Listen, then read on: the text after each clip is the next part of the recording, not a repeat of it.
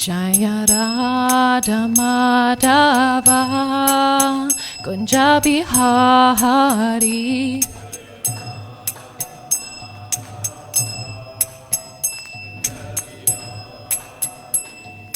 Gopichana Vallabha Girivanadhari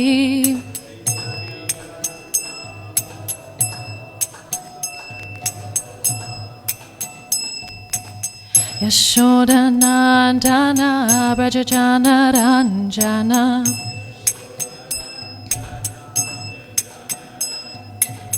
Yashoda Nandana Brajajana Ranjana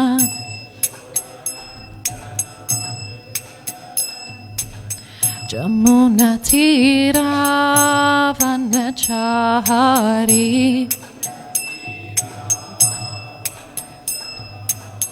Jamuna Tira Vanachari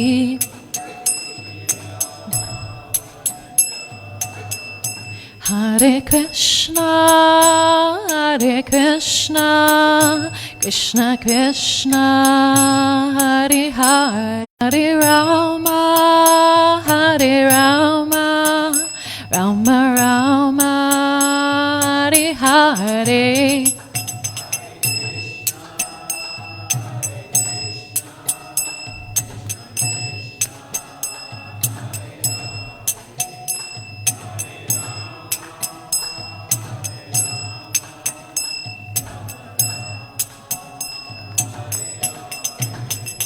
Hare Krishna,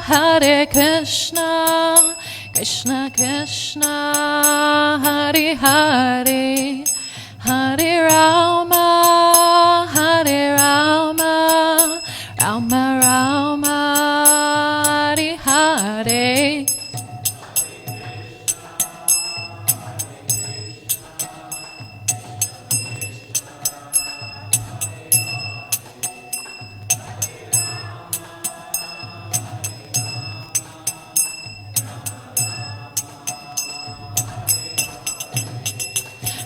Hare Krishna, Krishna Krishna, Hare Hare. Shri Krishna Chaitanya, Prabhu Nityananda, Shri Advaita Gadadhar Shivasari Gaura Bhaktavrinda. Hare Krishna, Krishna Krishna, Hare Hare, Hare Rama, Rama Rama, Hare Hare. So Hare Krishna, thank you for joining today. So because it's Ekadasi, we read from Srila Prabhupada lilamrta, and we are on volume 4 and chapter 5, entitled "A Lot of Ground to be Covered." And 2 weeks ago, when we did this book, we were talking about how Srila Prabhupada and his disciples were programs. It was very, very strong preaching. The fact is that people were wild about Prabhupada and ISKCON. One night we showed slides of the Rath Yatra in San Francisco, and the audience was going wild. In front of 10,000 people, Prabhupada announced that he will hold Jagannath Rath Yatra in Bombay, and everyone started to cheer and applaud. Day after day, the Pandal festival was a success. Bombay's most important citizens came and were impressed. White-shirted businessmen and their well-groomed wives joined in the chanting. For hundreds of thousands of Bombay citizens coming to the Cross Maiden to attend an evening Pandal program was easy enough. Some were intent on listening to the lecture and inquiring deeply into devotional service. Others came mostly to see the deity, take prasadam, or appreciate the kirtan. In any case, A.C. Bhaktivedanta Swami Prabhupada and the Hare Krishna devotees were a refreshing addition to the life of the city. It was the biggest public event in Bombay. One evening, Prabhupada conducted a Vedic marriage ceremony and an initiation before thousands of people. The marriage was arranged between Vegavan, who was Swedish, and Padmavati Dasi, who was Australian. They completely enchanted the whole audience. She, with her ornate red sari and Indian jewelry, including a nose ring, and he with his nice white dhoti and kurta and clean-shaven head. 6 brahmacharis were initiated at that time also. So Giriraj Maharaj continues. The audience was impressed. First of all, they were amazed just to see foreign devotees, foreign sadhus. Then, on top of that, to see them being initiated, and even more than that, being married in front of 10,000 people. It was overwhelming.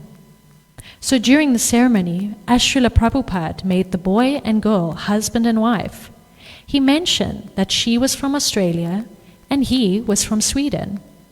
Then Srila Prabhupada said, "This is the real United Nations." And everyone burst into applause. It was the most glamorous, wonderful program. The final night of the festival, the devotees carried the deities of Radha and Krishna in a palanquin to the seaside. Prabhupada spoke and held kirtan before a crowd of 25,000. The next day, the Indian Express reported, "Fitting finale to Hare Krishna festival." So this is at the Pandal program in Bombay, and Srila Prabhupada thought it would be a wonderful idea to have a marriage ceremony and an initiation ceremony, because all of the people involved were all Westerners. So Prabhupada, he wanted to show Bombay, look at all of these Westerners taking up to this Vedic culture. Look how they are taking to the chanting. Look how they are taking to this, this way of life and this spiritual way of being. And not only just were they Westerners taking up Vedic culture, but the 2 people getting married, one was Australian and one was Swedish. Yes, even though they're both Westerners and probably white-bodied, Swedish and Australians are very, very different people as well, and also with completely different cultures. So here Prabhupada, here he is saying that this is the real United Nations, that Krishna consciousness, this chanting, this dancing, this prasadam, worshipping the deities, this is the only way that we can actually bring everyone together. It doesn't matter if you're Indian, if you're white or you're black, anyone can take to this process. So that's what Prabhupada wanted to emphasize here. And he did it in a very grand and lavish way. And people were really impressed to see this. Even when we, like white-bodied people go to Vrindavan and they see you wearing saris and chanting, they think it's, oh, look at this, it's very impressive. So the audience was amazed at how Prabhupada can do this, how he can turn people from the West who are used to meat eating, intoxication, they're used to a more sinful way of life, a more materialistic way of life, of just, earning money. And here he's turned them into these sadhus. And so Prabhupada really wanted to emphasize that point across. And even the massive ending festival, it was even in the Indian Express, a fitting finale to the Hare Krishna festival. So this festival was a huge success, and it really enthused the people, it inspired everyone, and it was grand. Prabhupada's ideas were never small, his plans were never small. And for those of you who were in the last class, we spoke about how a lot of the disciples were actually doubting if Prabhupada could actually pull this off. They were thinking, where are we going to get the money? Where are we going to get the facilities? All of this. But Prabhupada did everything, and he was also completely hands-on with everything. He organized every single detail to the T. No stone was left unturned. The best prasadam, the best kirtan, the best altar decorations, everything. So we continue. It was a grand fitting finale to the 11-day Hare Krishna festival, which attracted thousands of devotees at Cross Maiden in South Bombay. The decorated murtis of Radha and Krishna were taken in procession on a regal ratha from the venue through Durgam Road to Chowpatty in the evening. Dozens of Nam Sankirtan mandals from all over the city spearheaded the procession with loud and ecstatic chanting of the Hare Krishna Maha Mantra, followed by His Divine Grace, A.C. Bhaktivedanta Swami Prabhupada, in an elegant horse-drawn coach chanting, Crowds chanted Hare Krishna on the roadsides as the Ratha was pulled by devotees along the route. At Chaupati, the 4-foot-tall deities, splendidly dressed and decorated with jewels and garlands, were displayed on their magnificent simhasan or throne, donated to the Hare Krishna movement by Madhav Bog and Mumba Devi temples. During the celebrations, Prabhupada spoke from the Gita and Srimad Bhagavatam daily, morning and evening. More than 30 of his foreign disciples conducted kirtan, artik, and film shows in the specially erected pandals. Prabhupada would deliver his final public message to the citizens before leaving in a few weeks on a preaching tour of the major cities of Russia. So this was in the Indian Express, what we just read. And I think it's very interesting to note that they speak of, it says, more than 30 of his foreign disciples conducted kirtan, artik, and film shows in the specially erected pandals. And it's really wonderful because Prabhupada, he could, of course, do everything himself. But what is so wonderful about Prabhupada is that he empowered his disciples to do these things. He empowered his disciples to lead the kirtan, to conduct the arti, to decorate the altar. And that is something that we can all learn. Yes, we might all have skills and knowledge in certain services and so on, but what's even better is when you can empower others. They say empowered people empower. So Prabhupada was empowered, so he empowered others. He wasn't going to be like, okay, only I must give the lectures, only I must lead the kirtan and so on. No, he actually empowered his disciples to do it. And we all know that it wasn't even a lot of time. They didn't have much time. So he really encouraged them to do all of these services. And they were all very successful in it because Prabhupada not only empowered them, but he believed in them. He encouraged them. He supported them. He loved them. So when we also are trying to empower devotees, it's also about love, support, encouragement. Even if they might fail a few times, you give them that encouragement to keep on trying. So we continue. Bombayites would not soon forget the Hare Krishna festival, and a letter from Prabhupada to the ISKCON life members pledged that had been only the beginning. So this is the letter that Prabhupada wrote to his ISKCON life members. By the grace of their lordships, Shri Radha and Krishna, our recent festival in Cross Maiden Exhibition Ground has been counted a grand success, and quite noticeably, the spirit of bhakti has been actively revived in Bombay. My blessings go especially to all of you who have joined with us in service. As you may know, my plan is to establish in this most auspicious city a unique international Krishna conscious training center where hundreds of persons from abroad may be educated in the Vedic way of life, while at the same time Indian boys and girls may be trained up for prachar or preaching work in foreign countries. We will construct classrooms, workrooms, dormitories, kitchen for large-scale public prasad distribution, a lecture hall, library, and a beautiful temple for the glorification of Radha and Krishna. We are on the threshold of bringing this important project to fruition, and we are very excited to inform you the progress made in this respect. You will agree with me that your active participation and your direct involvement is the most essential, and hence I appeal to you to spare your valuable time for Krishna and make it a point, in spite of your extremely busy life, to extend your unstinted cooperation. It is proposed to hold a meeting on Monday, the 26th April 1971 at 6:30 p.m. Akash Ganga, 7th floor, 89 Bulubai Desai Road, Bombay 26, to discuss and to finalize plans to channel our united energies to achieve the goal. It will also be a great opportunity for like-minded Krishna devotees to meet, to have darshan of the deities, and to exchange views and suggestions to make rapid progress in spiritual life. I very much want to meet you again, so kindly make it a must to attend our meeting. There is a lot of ground to be covered to spread Krishna consciousness to millions and millions of our slumbering brothers and sisters. So in this letter, it's very nice to note that Prabhupada had these large-scale plans to spread Krishna consciousness. He had a plan for a training center where people from abroad as well as locals can learn and be trained. There will be classrooms, workrooms, and large-scale public prasad distribution.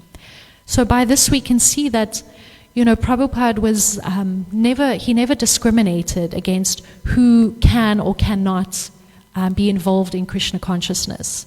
This was for anyone and everyone. He had these large-scale plans.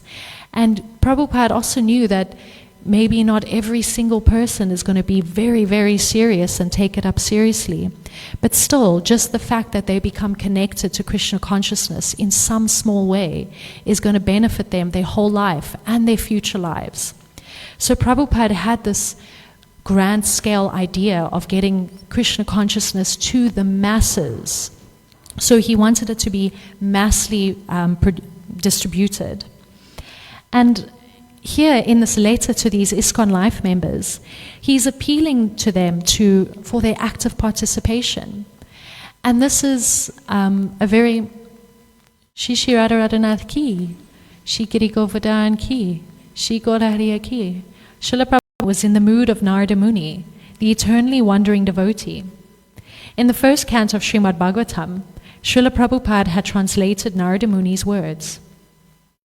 I traveled all over the earth, fully satisfied, and without being proud or envious. I do travel everywhere, by the grace of the Almighty Vishnu, either in the transcendental world or in the three divisions of the material world, without any restriction, because I'm fixed up, unbroken in the devotional service of the Lord. I do travel, as above mentioned, by constantly singing the glories of the Lord in transcendental message, by vibrating this instrument of Veena, charged with transcendental sound, and given to me by Lord Krishna. So here is a little inserts from the Srimad Bhagavatam about Narada Muni, and that's Narada Muni speaking. And Srila Prabhupada is compared to Narada Muni because he travels everywhere preaching the glories of the Lord. And it's really wonderful what Narada Muni is saying here, because he says that he travels all over the world and he is not proud or envious. So that's a good lesson to take, that he was never proud of all of his glories of traveling. Here Narada Muni could travel wherever he wanted, but he would never take pride in that. Sometimes it's easy when you are given this amazing service or you've been given a lot of glorification to become proud. You think, oh, look at me, big devotee, look what I can do. But Narada Muni here, he's saying he does it not being proud and not being envious. He is doing it as a service. He's doing it out of love. He's doing it by the grace of the Lord.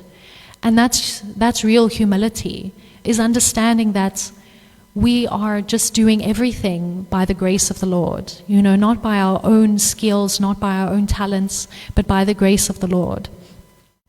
And he travels everywhere without any restriction. And in his Bhagavatam purport, Srila Prabhupada had explained, it is the duty of a mendicant to have experience of all varieties of God's creation as Parivrajacacharya, or traveling alone through all forests, hills, towns, villages, etc., to gain faith in God and strength of mind, as well as to enlighten the inhabitants of the message of God.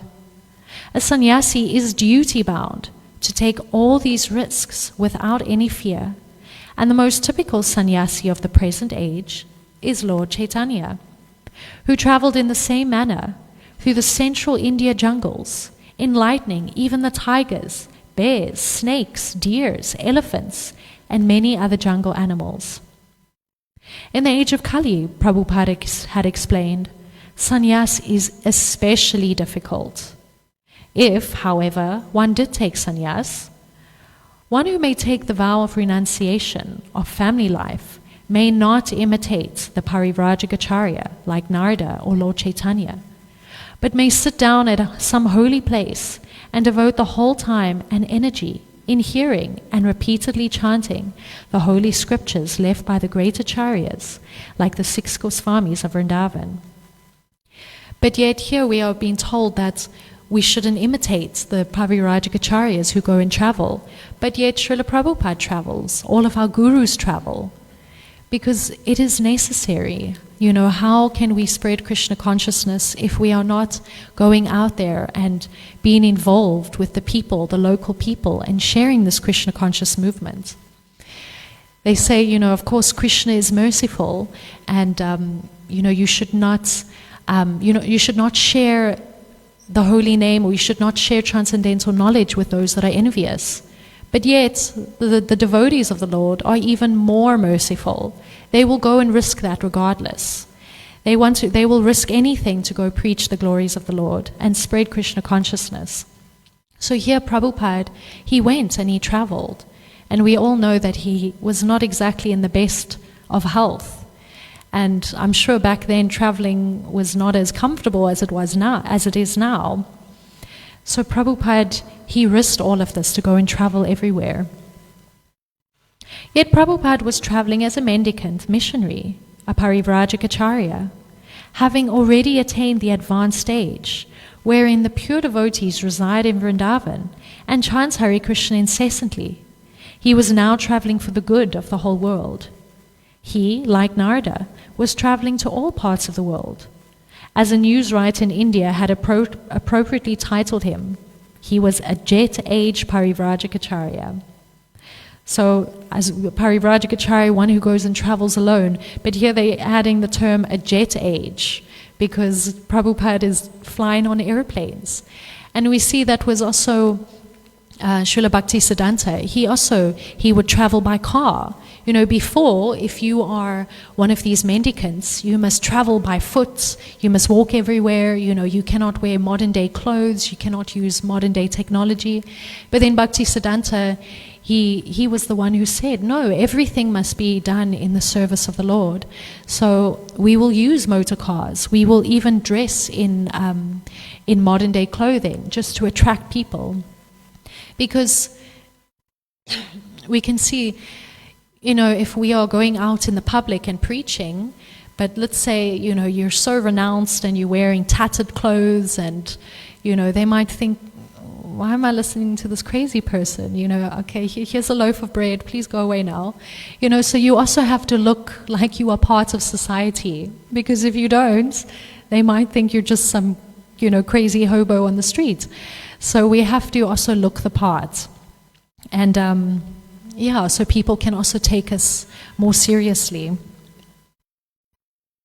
A few brahmacharis, each only recently initiated by Srila Prabhupada, had been preaching alone on the tropical peninsula of Malaysia for several months. With nearly 1 million Indians in Malaysia, many of them wealthy and influential, the brahmacharis were meeting with success. During one program at a Hindu temple in Kuala Lumpur, a South Indian doctor and his lawyer wife expressed their appreciation of the devotees and offered to donate a house and some land to ISKCON. When the devotees visited the property and found that the offer was serious, they informed Prabhupada, who decided to visit. Prabhupada, accompanied by his disciple Vegavan, flew from Bombay to Kuala Lumpur. Since he planned to go next to Sydney and install the Radha Krishna deities in the new temple there, he carried the deities with him, the same Radha and Krishna who had presided at the Bombay Pandal. Lord Krishna rode in a wooden box in the plane's luggage compartment, and Srimati Radharani, wrapped in cloth, rested on Vegavan's lap. Within a brief time, after Prabhupada's arrival at Kuala Lumpur, he was lecturing before a large audience at his host's home. So I'll just stop there for time, but I was just thinking how wonderfully fortunate. So the same deities that Prabhupada had gotten, especially for this massive and successful Pandal program, he was now going to fly to a temple in Sydney. And not only were they part of the Pandal program where they were worshipped, but then after the programs, Srila Prabhupada personally kept them. So these deities were also very, very personal to Srila Prabhupada. And he was about to go and deliver them to Sydney, Australia. And in the next parts, which we don't have time to read now, but Prabhupada, he's going to go stay at a host home in Malaysia. And Prabhupada was so strict that these hosts were meat eaters. So he actually refused to eat anything in their home. Because Prabhupada, even though he is a pure devotee and his consciousness, is never tainted, he was so serious to show as an example that it can really, what we put inside of us really can affect our consciousness. And we should be careful. But not to be in a rude way. Of course, we also have to be sensitive about it. We don't go to someone's house and be like, ew, I'm not going to eat your food, you guys eat meat, no way. You have to be very sensitive about it, while still protecting your own Krishna consciousness. So we'll stop here and see if anyone would like to share some thoughts. Raghunath Bhatta Prabhu, would you like to share anything about Prabhupada or...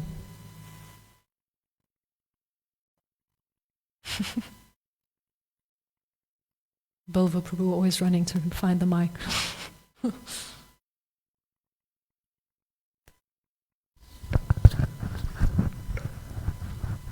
Hare Krishna. Hare Krishna. So thank you very much. I was just thinking of appealing to the life members you were talking about. And Srila Prabhupada in Bombay, at that time there was a Dr. Patel. And Dr. Patel... and Prabhupada was speaking about getting monies to build the temple, to get donation from life members. And Dr. Patel was telling Prabhupada you should get it from the West, And but Prabhupada, and he told Prabhupada, I don't want to discourage you.